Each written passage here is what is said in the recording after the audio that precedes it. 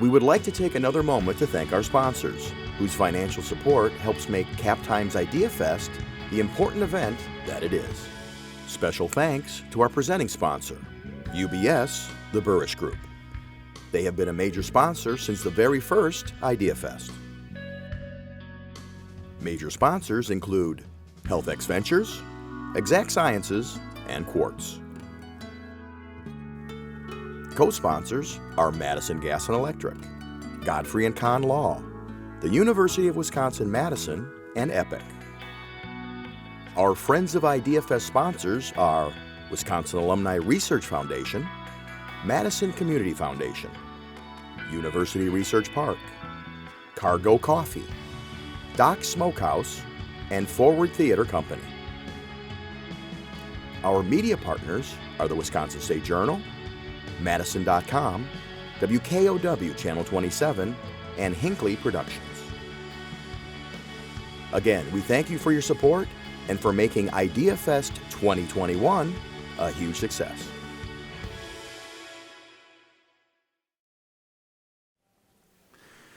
Well, hello everybody. Welcome. It's wonderful to be here in person with you again. Welcome to the 5th annual Cap Times Idea Fest. I'm Paul Fanlett, editor and publisher of the Cap Times.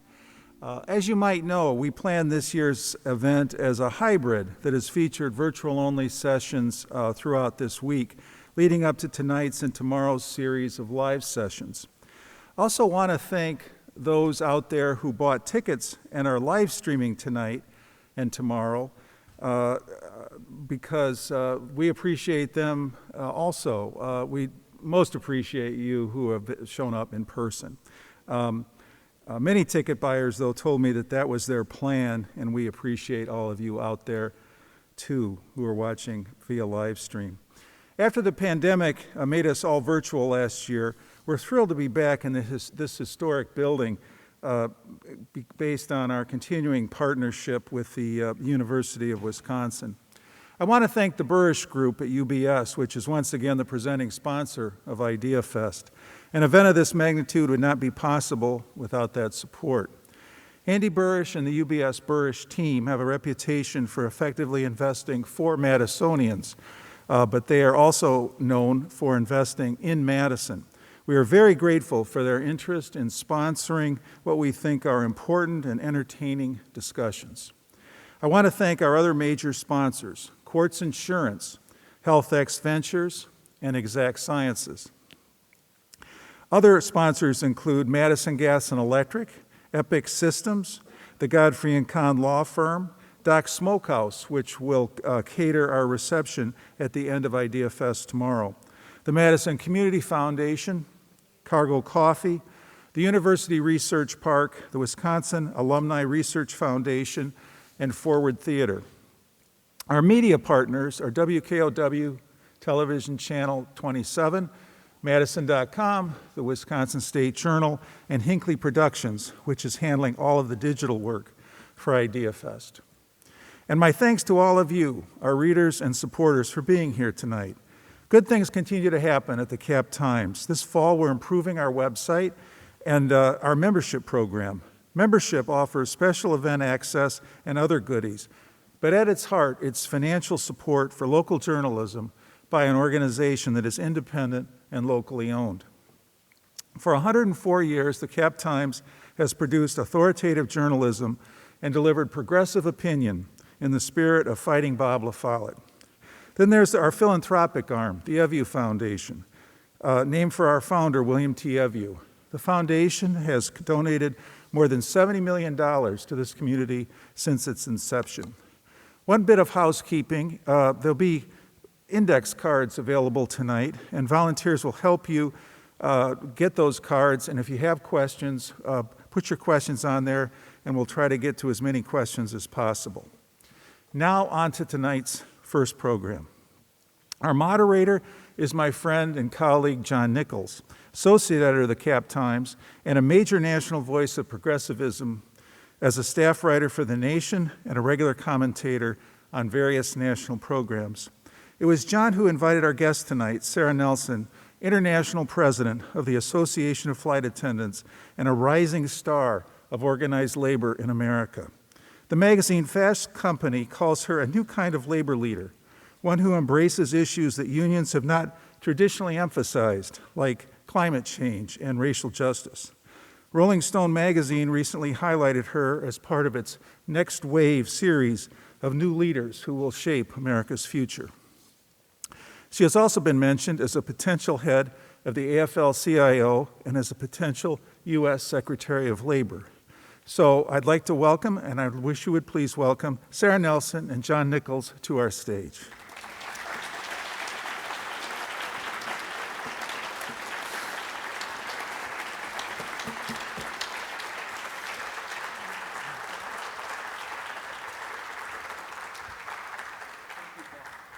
Thanks so much, Paul. Great.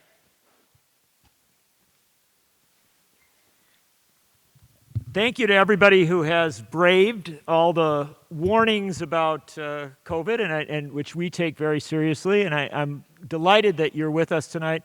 I'm also delighted that that we have thousands of people who will be watching us on video and in all sorts of other means. I also thank the people who have given up on perhaps the last beautiful day of the year in Wisconsin, at least the last day before snow. And Paul gave a good introduction to Sara Nelson, but let me tell you that many of you know me, and I know a lot of people in the labor movement. There was only one person in the labor movement that I wanted to bring to Madison and wanted to introduce to the folks here with us tonight and folks watching online, and that was Sara Nelson, because to my mind, she is the militant future of trade unionism in the United States. And Sara and I are about to take our masks off, and we are going to do so, well, trust us, we're not doing it in any kind of Trumpian protest. We are going to take our masks off because the city of Madison has a mask mandate, which is a terrific thing, and I am very supportive of it. But they have made an exception for performing artists and for people who are on stage so that we can protect and advance our arts community and make sure that people who are in front of audiences can be heard by the audiences and perform. And so we're going to take our masks off in solidarity with artists and hope that you will stick with us, but also go see a performance someplace. Great. John, let me just make a couple other notes about that. Whenever I'm pictured, I always want to make sure that I have my mask on, because flight attendants have been on the front lines of having to enforce the federal mask policy, and even before Biden came into office, we pushed our airlines to have those mask policies to keep people safe. So it's important in solidarity with my members also that I'm also demonstrating that. I think we're 6 feet apart as well, which is very helpful. And the last note I'll make about this is that this is a camo mask, and this is in solidarity with the United Mine Workers who have been on strike since April 1st against Warrior Met in Alabama, fighting for some of the same things that the United Mine Workers of America fought for 100 years ago. So in solidarity with them, too, just wanted to note that here's the camo mask. I detect, I have a sense we may have a friendly audience here. It sounds like it. And that is good. I'll point out one more thing before we get into our conversation. We don't have a lot of time, so we will not belabor too much. But I want you to note that I am wearing an I'm vaccinated sticker, so is Sara, and this sticker comes from the Flight Attendants Union as part of their efforts to make sure that people who fly are vaccinated. That's exactly right. Get vaxxed, wear a mask, and come fly with us safely, and be kind. And we're going to talk a little bit about some of the subtleties of this moment. But I want to go big at the beginning. And that's because we are in Wisconsin, which 10 years ago in this city was really the center of the struggle for labor rights. 150,000 people in front of our state capitol demanding that our state government protect public employees, protect workers in all sectors, taking on former Governor Scott Walker. And I do, I'll show my bias a little bit and repeat former Governor Scott Walker. But we would be lying to ourselves if we said it was a winning struggle. We suffered, those of us who favor trade union rights suffered some terrible setbacks, and Wisconsin has been a place that has been hit pretty hard. We're also, you and I are together here today with these good folks on the 10-year anniversary, or am I right, 10-year anniversary of Occupy Wall Street, which took many of the messages of Wisconsin and took them national. 10 years on, what's the state of the labor movement? Where do we stand today? And what should we have learned from this next 10 years? What should we be thinking about as we go forward? So let's be really clear that Scott Walker brought the fight that had been in place for decades to try to destroy unions and to try to set a narrative that unions were the problem as opposed to an important part of democracy, an important check on capital, and also the narrative that unions destroyed business. The truth of the matter is that, for example, the UAW that helped build up the labor movement and build the idea that people in this country can do better and should do better when they're contributing to the economy, that was under direct attack. And the UAW only started to lose its members and its power because of trade deals and because they were slow to start to organize foreign companies who brought labor here to this country. So we can learn a lot of lessons from that. But what happened in Wisconsin was to go into the heart of where people really brought forward socialist ideas, that there are certain human truths that should just be in place in our society. An education, the right to health care, the right to a job, the right to housing, safe housing, and also clean water and clean air. And so it was important for the GOP then, after they had done all of the assaults on unions, to bring union membership down to a level and bring unions to a place where we were talking about service and no longer struggle. So we've gotten away from that struggle, and it went to this place of a relationship in a back room. And this was the moment then where Scott Walker, with really high tolerance to risk, was willing to just muscle through against all of the people who came out in Wisconsin. And really tried to outlast that. And we were talking earlier about the fact that probably if we had had a general strike in Wisconsin, it would have gone the other way. But this was devastating, and where we are is that we have lost union membership. Collective bargaining has been totally under attack. The right to strike has been under attack, so much so that when I was talking about a general strike during the 35-day government shutdown, there were academics and other union leaders who were saying, "Are you sure you should say the word strike? Isn't that a little scary? Are you going to scare the pilots?" And I said, no, we have to say strike. Strike is a part of collective bargaining. Strike is about recognizing the power that working people have. Say strike, strike, strike, strike, strike, strike. Say it with me. It feels good. But,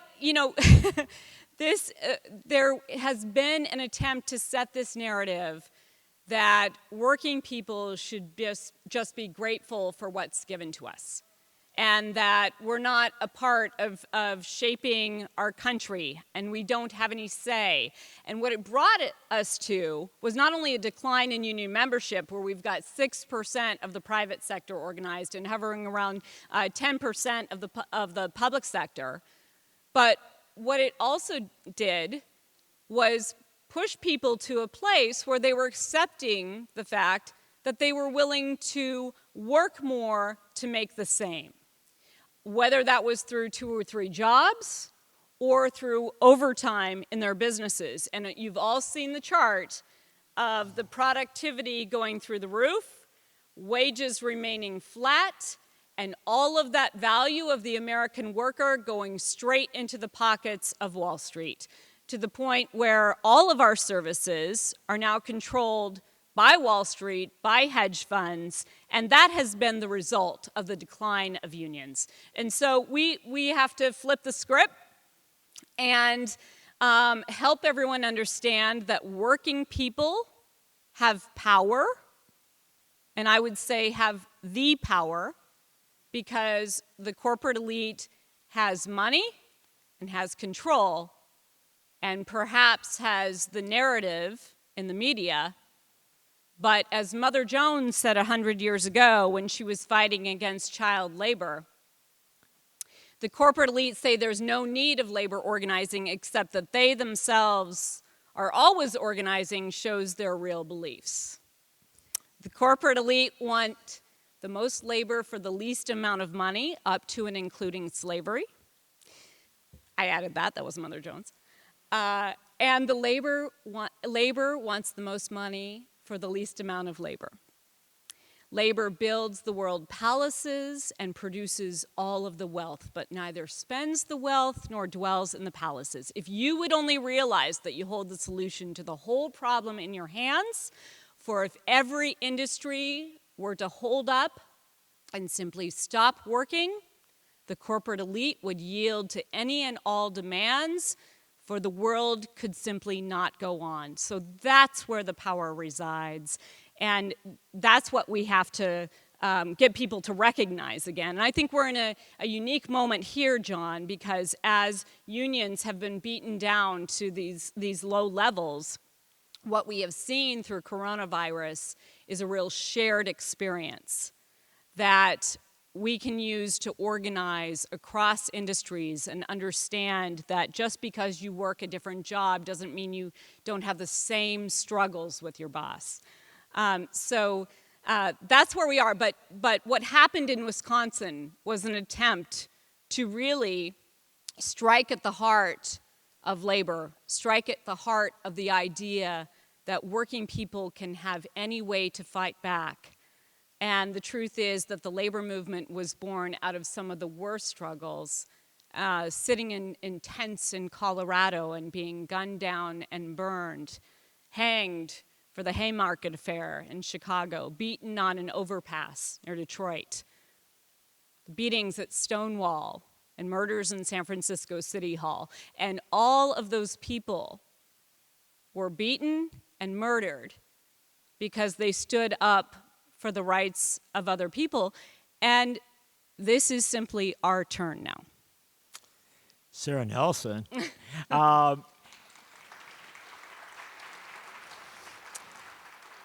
I am told with a note that I have received that while we were in the city of Madison, we are also on the University of Wisconsin campus, and the University of Wisconsin says we got to keep our masks on. Oh, so we're putting them back on. Okay. Because Sara Nelson and I follow the rules. And we support mask mandates, especially if it's keeping people safe on the campus. Yes. But thank you for that, giving us a sense of where we're at. And before I go, I want to tell people a little about you, because they just heard you speaking labor history and talking about Mother Jones, and this person must have gone to the UW and studied labor and gone to the School for Workers. You got to be steeped in this. This is who you are. Except no, you did not grow up in a labor tradition. Not at all. So I grew up in Corvallis, Oregon, another great university town. And my mother was a teacher, so she was actually an NEA member. And we had benefits and a good lifestyle because of her NEA contract, but we didn't talk about labor or her membership at home. My father went to school to become a physical education teacher. And just as he was finishing up his master's, Oregon cut funding to schools and cut the physical education programs. He couldn't get a job, and he had to provide for his family. So he went into the lumber mill to try to provide for us, and then in lumber sales. So definitely working class family. who taught us that money is just for experiences. And I have to say that I was very lucky growing up in Corvallis, because I don't even know that I knew that evil existed in the world until I was about 16. Wow. You left your bikes out front, you left your doors unlocked, and it was a great way to grow up. We also grew up in a church that was founded by a woman. Grew up in a Christian Science church. And while I'm not still practicing Christian Science today, the principles of that church, I think, have really formed the foundation of who I am. I'm very grateful for that, because in our church, we learned that male and female qualities are all expressions of God. And you are not truly expressing God unless you have both of those together. So there's equal standing there. All of that, and simply a strong sense of justice. I say that I went to school in a small liberal arts school and wanted to be a secondary teacher, secondary English teacher. And as I was finishing up school, staring down student loans, and working 4 jobs to try to get by, looking at starting as a first-year teacher in the fall after finishing my student teaching. A very cold day in St. Louis, my friend called me up who had finished college with me, and on a whim, somebody told her to apply with United Airlines to become a flight attendant. We thought it was so funny, but she did it. And she called me on a day when I was very upset because it was very cold and I was working all the time, never sleeping. And she said, guess where I am? She was in Miami Beach with her toes in the sand. She razzed me about that a little bit. And then she said, no, but seriously, you have to hear about this job. And what she described was the career that was built by the strong women who formed my union first in 1945 with the first contract in 1946. She described the pay, the flexibility, the health care, and the pension that would allow you to retire at age 50. And I was so exhausted at 23, I said, that sounds great. And I got in the car and drove to Chicago and interviewed with United Airlines that day. So started my flying career, and United sent me to Boston after 6 weeks of unpaid training. I got there and got an apartment with 7 of my classmates. And it was time for our first paychecks, and everybody called to see what their first paycheck was, what their deposit into their bank accounts, and I still had just $12 there. So I went into the office and said, somebody's got to help me. I didn't get my first paycheck. And they said, oh, well, you get your first paycheck at different times for different reasons. We're sure you get it next time. And I'm thinking, I would make a scene right now, except they told me I'm on probation. I got to watch myself. So went out and had a lot of top ramen, hoped for assignments as a reserve flight attendant where I'm on call and waiting for assignments so I could eat plain food, and maybe had a few dates at 23. Those were steak and lobster nights. But got through to the next payday, and that morning I woke up in my apartment with this that I shared with these classmates. No one was there, and there was no food in the cupboards. And while we were waiting for that paycheck to drop, I jump-seated to Chicago. That's what we call it when we fly on the flight attendant jump seat, and back so I could eat more plain food. Landed back in Boston, checked my bank account, and now there's nothing there. Went down into the office and said, somebody's got to help me. I got some of the same runaround again, and the tears started to fall because I don't know what I'm going to do now. And I had a tap on the shoulder, and I turned around, and there was someone standing there who looked a lot like me. I'd never seen her before. She's wearing the same uniform with her union pin on, and she's holding her checkbook and asking me how to spell my name. She handed me a check for $800, and she said, number 1, you go take care of yourself, and number 2, you call our union. And I did call our union, and I had my paycheck the very next day. But I always say that I learned everything that I need to know about our union in that moment when my flying partner was standing there. Because in our unions, we're never alone. And we can do things that we can never do as individuals. And we can organize the care that we have for each other and get the most out of it.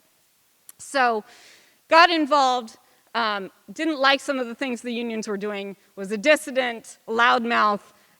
By the way, a strong sense of justice and a loudmouth can carry you a long ways. But then came September 11th, and I was 5 years on the job.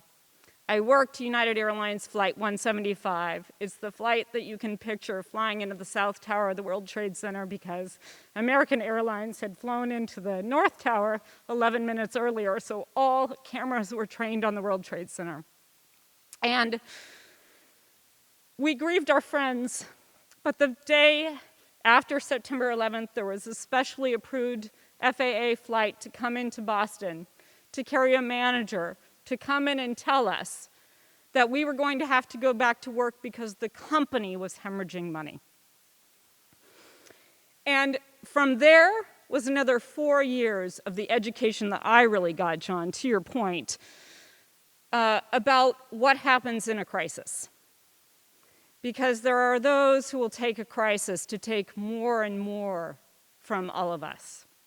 And if we're not ready to respond to that and set our demands and understand that, they will run away with everything. They ran away with our pensions in bankruptcy. They cut our pay 30 to 40%. I talked about that productivity earlier. They got us to agree to work more and work those overtime hours and work a unlimited amount of time. They cut our staffing. And that was all based on that crisis where they took the opportunity to reset what they called the market value for a flight attendant's work, while at the same time saving our pensions would have cost $80 million. The court approved termination of our pensions, and with the next gavel approved $400 million to be awarded to the executives for their difficult work during the bankruptcy. So that's really my schooling, where I learned everything that I needed to know. And 20 years later, that's why I'm sitting on this stage. There you go.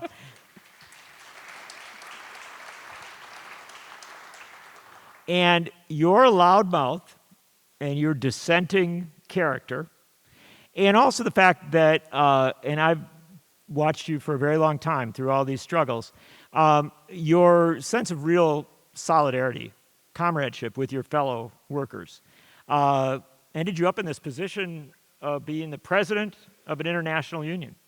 And I want you to do two things here. One, first, explain what's distinct about the flight attendants union, because it is different than an awful lot of other unions for a whole bunch of reasons. And then also explain how you became president of it.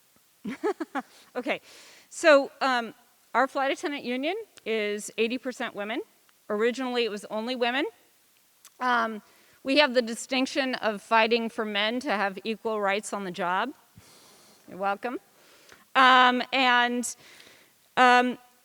We formed to beat back all those discriminatory practices that tried to make our jobs a period of 18 months. So we would quit, so there would be turnover.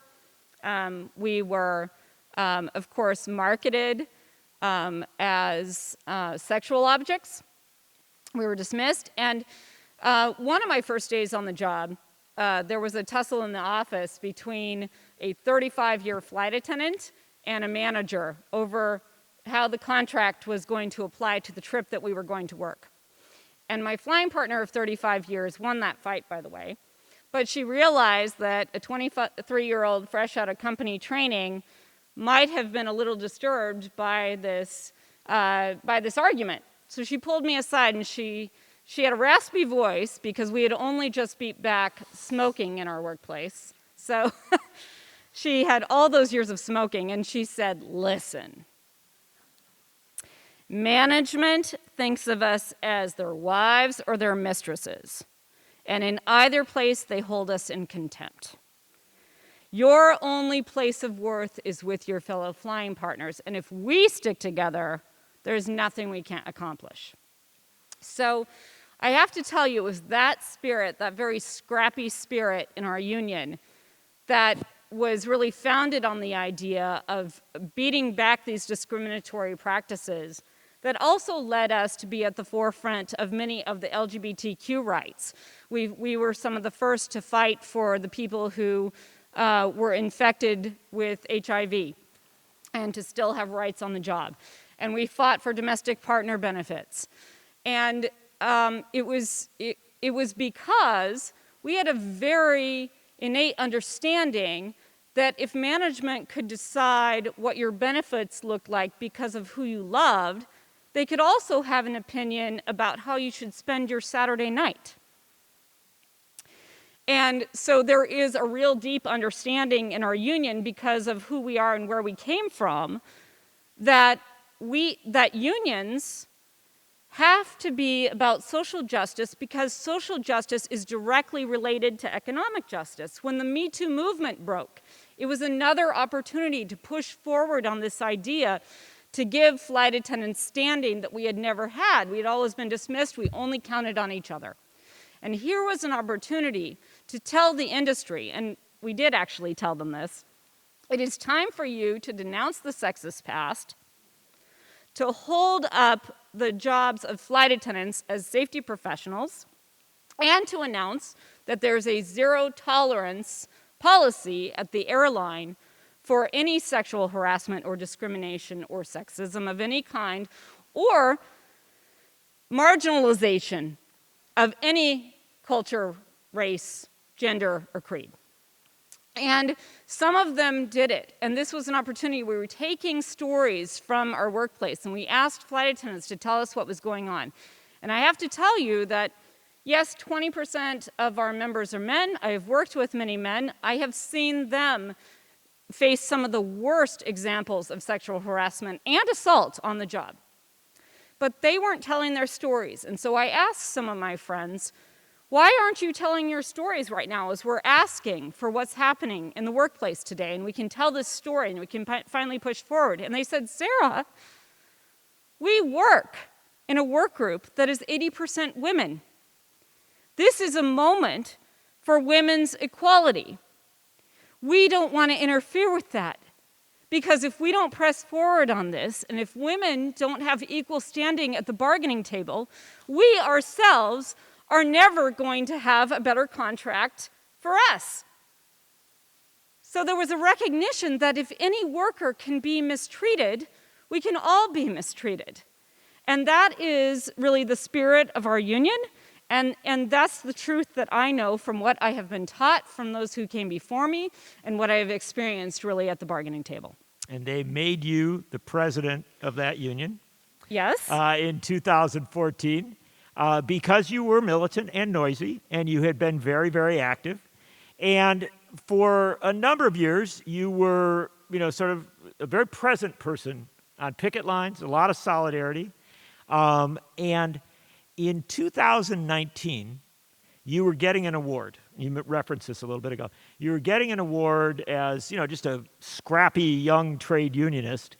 And you were supposed to stand up there and say, thank you so much, and maybe quote Mother Jones, and then sit down. But this was in the midst of the government shutdown that Donald Trump and his allies in Congress initiated in 2019. And you decided to use that moment in a different way, not just to take the honors for yourself, but to do something else. Tell us about that. So when the 35-day government shutdown began, it was just around the holidays in 2018. Yeah. We were always opposed to government shutdowns because we know very clearly that we count on, for example, air traffic controllers being able to do their jobs. We die if they can't do their jobs. And so we had already been thinking about this, and I was at an industry conference very early on in January, and everyone from the industry was there. So it was the airlines, it was the aircraft manufacturers, it was the airports, it was unions. And I happened to be on the stage on the leadership panel, and everyone was talking about the dangers of this shutdown. And I said, you realize this room can change this, okay? So this is part of the story that's not told. We wrote a letter. It was historic. It was people who are typically sort of at odds with each other. Oftentimes airports will fight with airlines, and unions will fight with airlines and airports, but we all signed this letter about the dangers of this shutdown.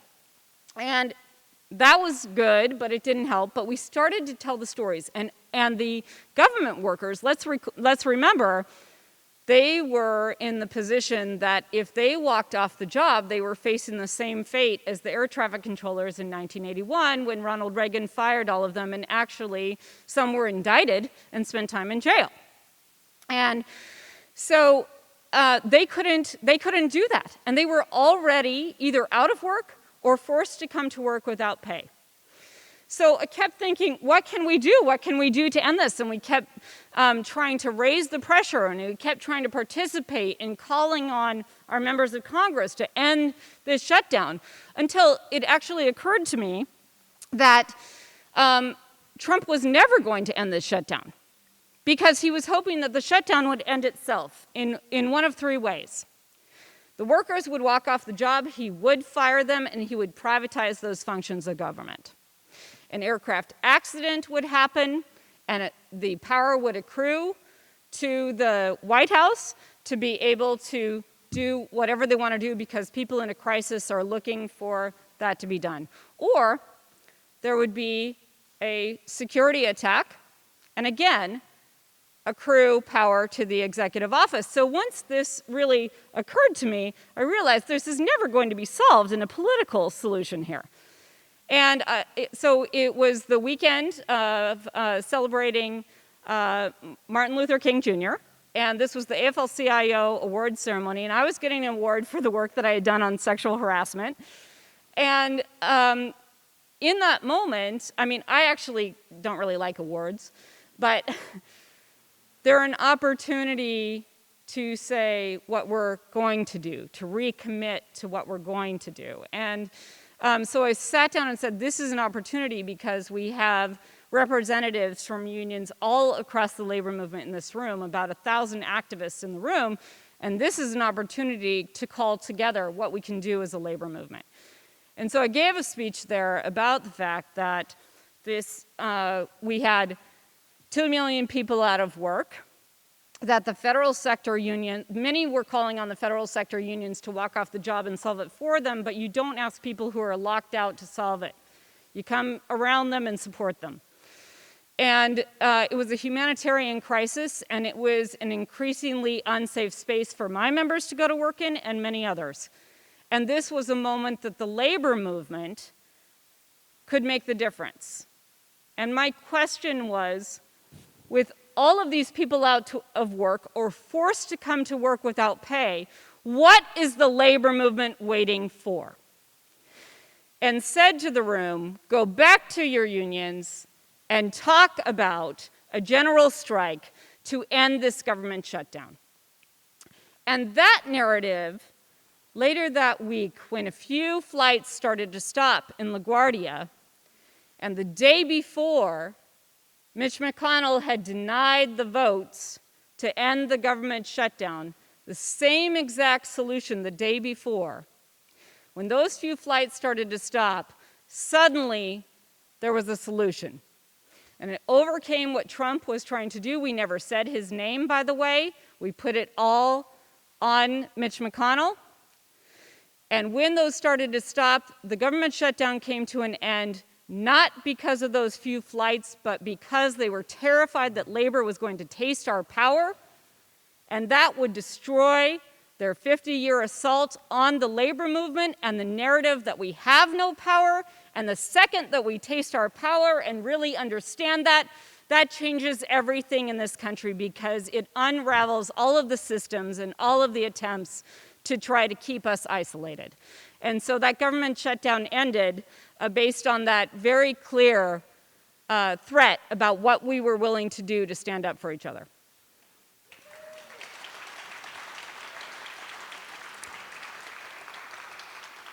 And I'll note that more than a year and a half before Joe Biden, Sara Nelson and her comrades beat Donald Trump.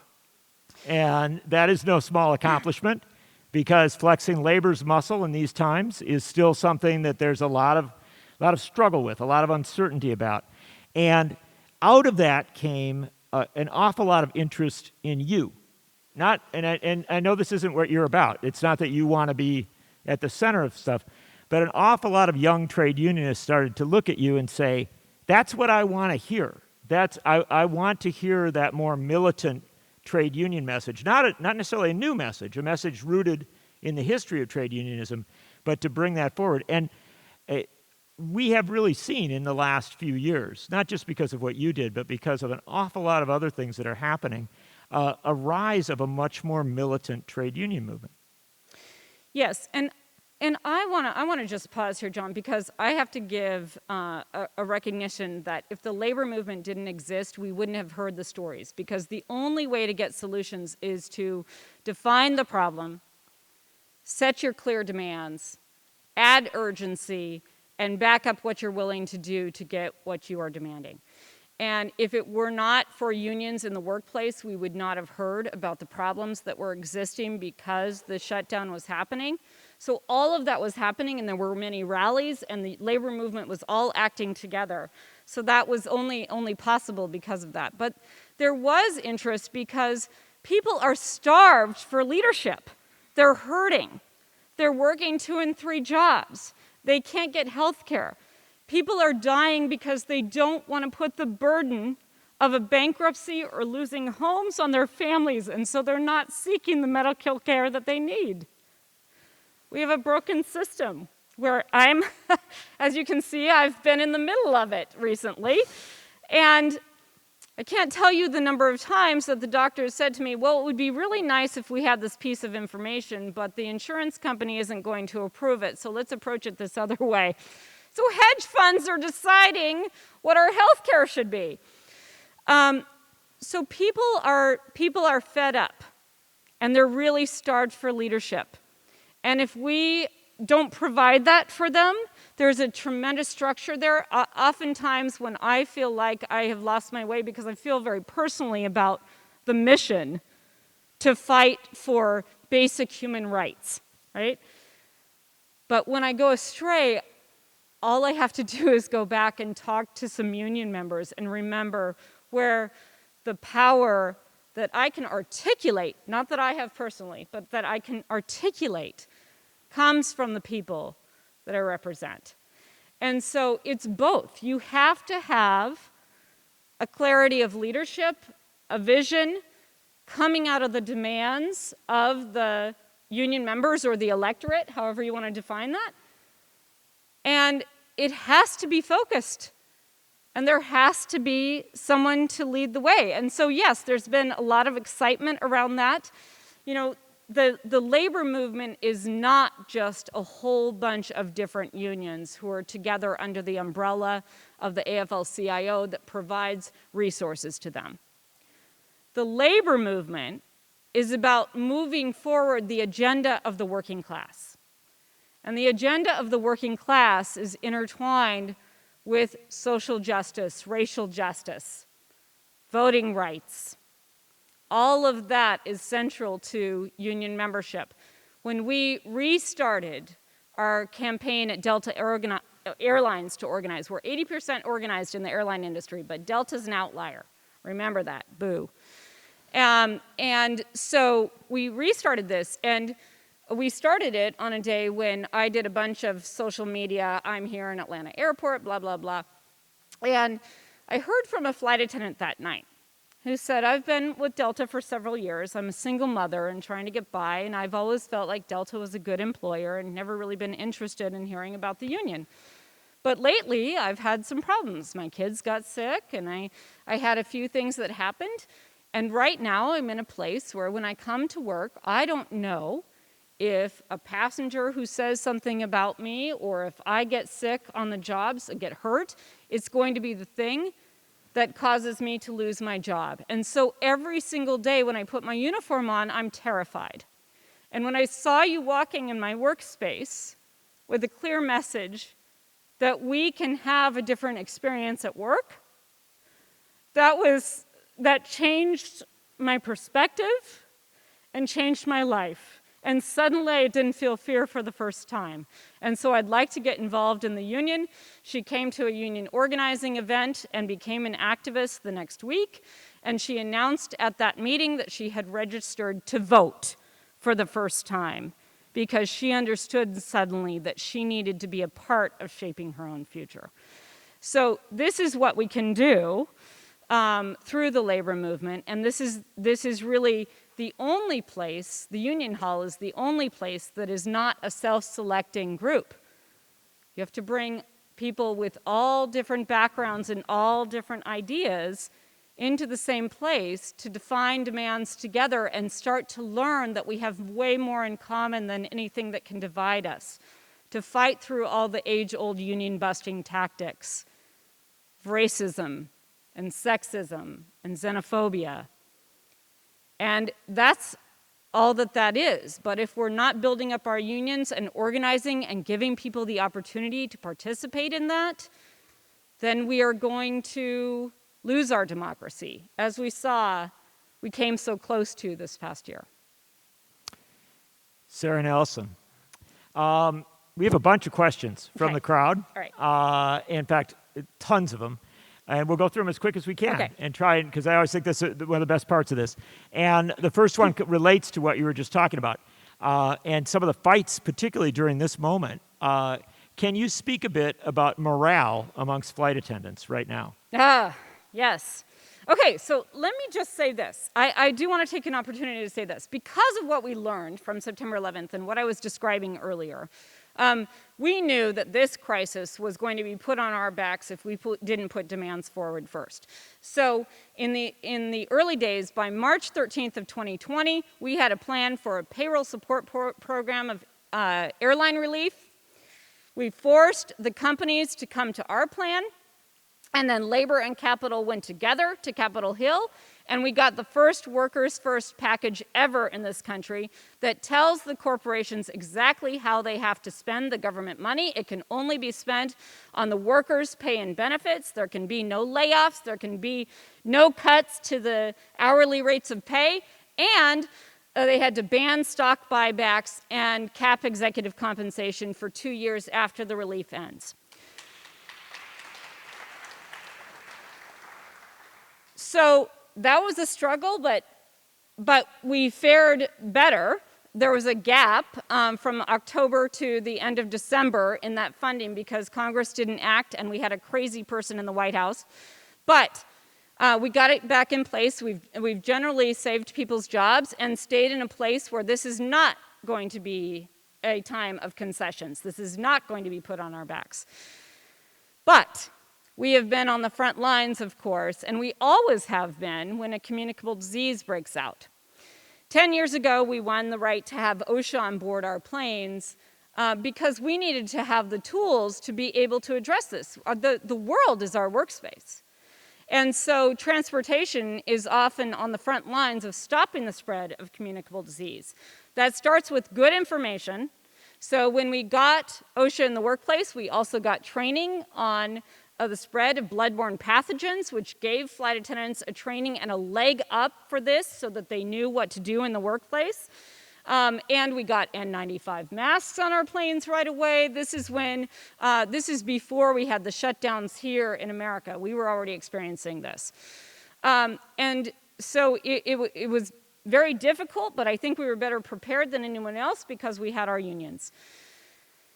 Then, as community spread hit, we had a drop in demand on our planes of 97%, so all of a sudden no one was on our planes, but we also couldn't get N95 masks or any of the other tools that we needed because we couldn't even get them to our hospitals because we don't produce anything in this country anymore. So the misinformation and disinformation has been extremely difficult because people have come to the door of our airplanes believing that we're in conflict with each other, rather than marshaled in solidarity to face the biggest crisis that we've seen in 100 years. And we've been at the forefront of tackling that. When the federal government did not engage with us in any way on any safety procedures in our airports or on the planes, we fought and got the airlines to put in place mask requirements, got the airlines to improve the cleaning, got the airlines to improve the air circulation, got the airlines to improve social distancing policies for the employees. And generous sick leave policies so that people could take care of themselves and their families. We did all of that, but flight attendants were still going to work, having to go to work to keep this system going, because we were also delivering critical equipment to our communities and critical personnel to fight COVID. It wasn't as if everything could just stop. We still had to go to work and face these uncertainties.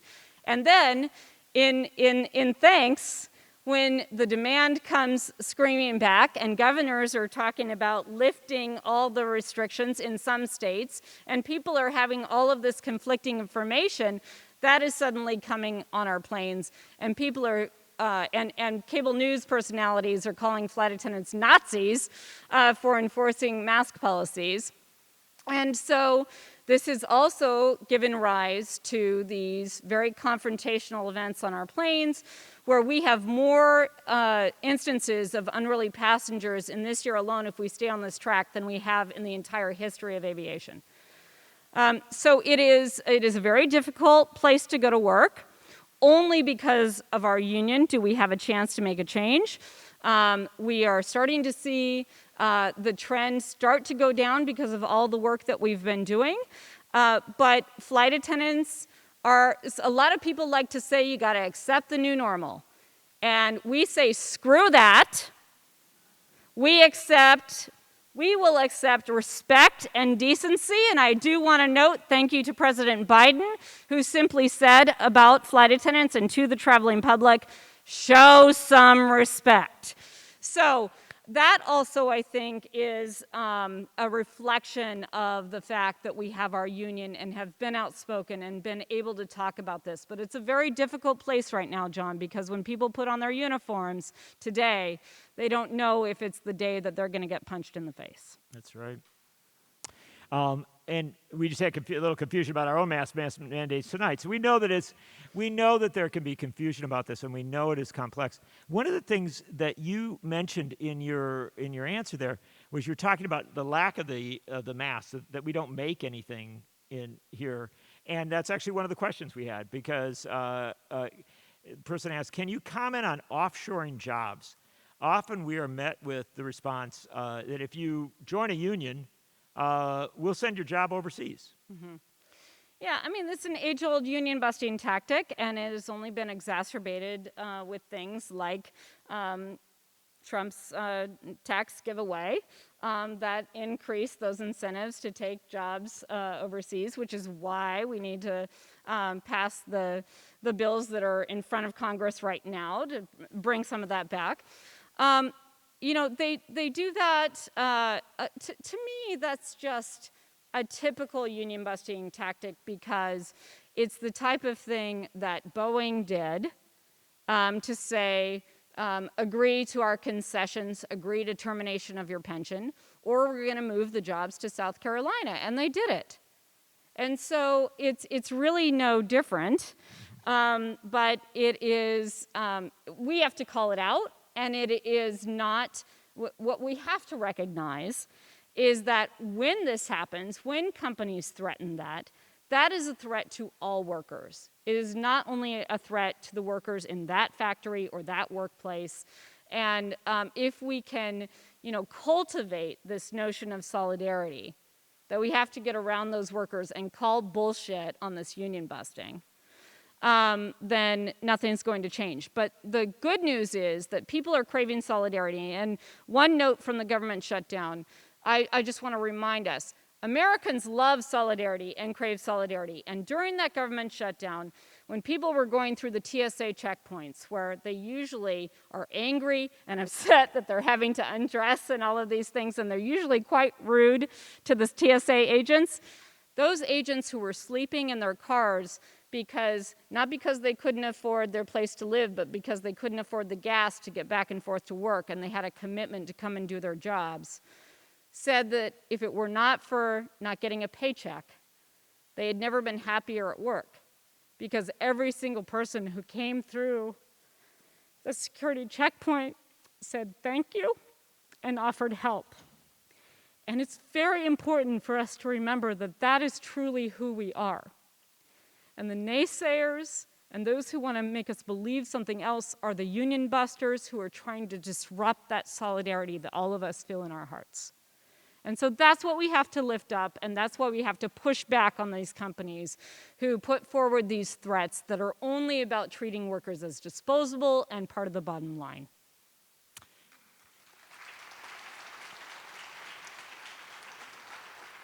We've only got a few more minutes, so I got a couple quick ones here for you. Okay. Real easy one. Okay.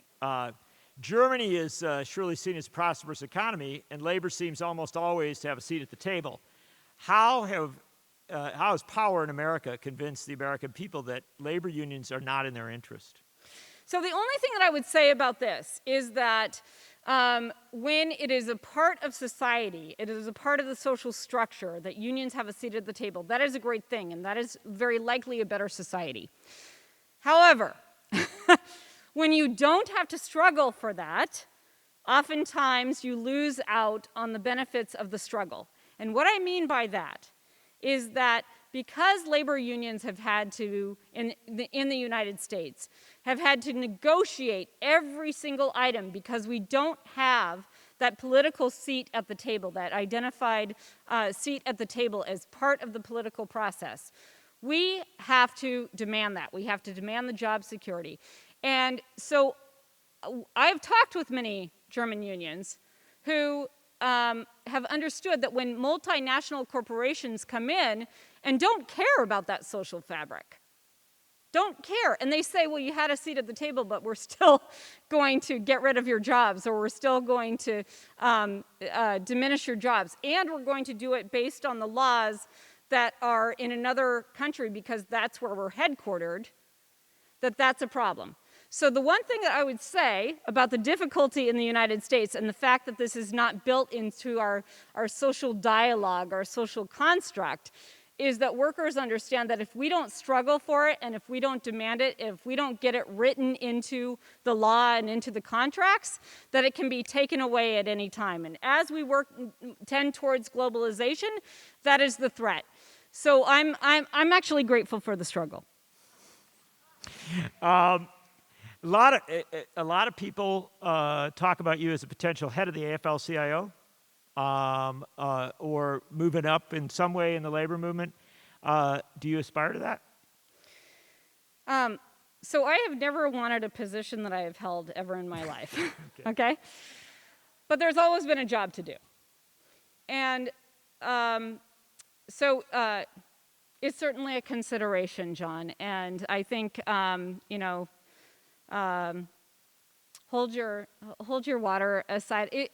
If there is work to be done, and that is the place to do it, I think that the president of the AFL-CIO has a tremendous opportunity to strategically move the labor movement, to understand that the labor movement, again, is not just a collection of unions that are provided services by the AFL, but that it is a place for unions to come together and push the labor movement forward and organize by inspiring the public to what unions can do. If you think about the strike wave that went across the country in 2018 and 2019, imagine if Wisconsin had done what the teachers in Chicago, but also in West Virginia did. Imagine the difference that would have happened here. People saw that unions were taking action and getting results when they had gone to the ballot box and felt like their vote had never made a difference. And so we have to take the labor movement structure that is there and use it in a strategic way to understand the supply systems in these strikes. We have to hold up these strikes. That is a part of organizing too, because people want to see results. They're not going to join something to be a member of a club and simply spend more money on that when they can't even feed their children. They're going to be a part of something that they believe is going to be a part of changing their lives and making it better. And we need leadership at the AFL-CIO to do exactly that. And so that is a decision that I will have to think about. And I think that once I'm better, maybe you'll hear more. Well, that's even a little bit of news there. And And so we've got about a minute left, and my favorite question here is, which form of martial arts do you recommend for fending off anti-vaxxers, anti-maskers, and anti-union thugs? So it's so great. We actually have a crew member self-defense training that is given by our air marshals, and I've been through it. This should be a mandatory course that the companies have to pay for and flight attendants get while they're at work. As it stands today, they have to go on their own time. What form of martial arts? What I will tell you is that when we go through this course, the air marshals say, yeah, there are certain rules in engaging in combat that people usually follow, but these people are out to destroy everything, so all rules are out the door. So what you need to do is go for the groin, go for the eyes, and get them down. There you go. We've passed an hour very quickly. Ladies and gentlemen, please give a round of applause for Sara Nelson, International President of the Flight Attendants Union and a militant trade unionist. Sara Nelson. I want to thank John and Cap Times for this phenomenal conference and this opportunity, and for all of you. Thank you so much. Solidarity. Solidarity.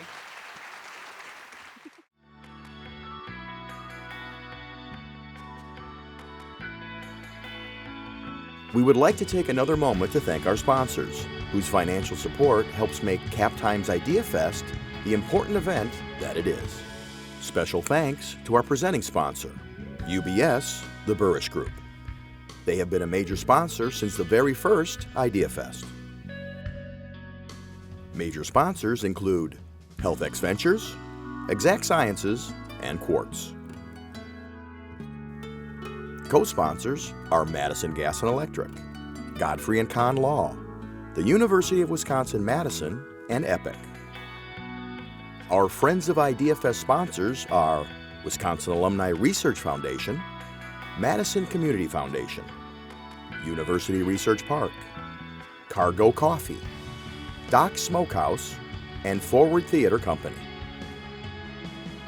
Our media partners are the Wisconsin State Journal, Madison.com, WKOW Channel 27, and Hinckley Productions. Again, we thank you for your support and for making IdeaFest 2021 a huge success.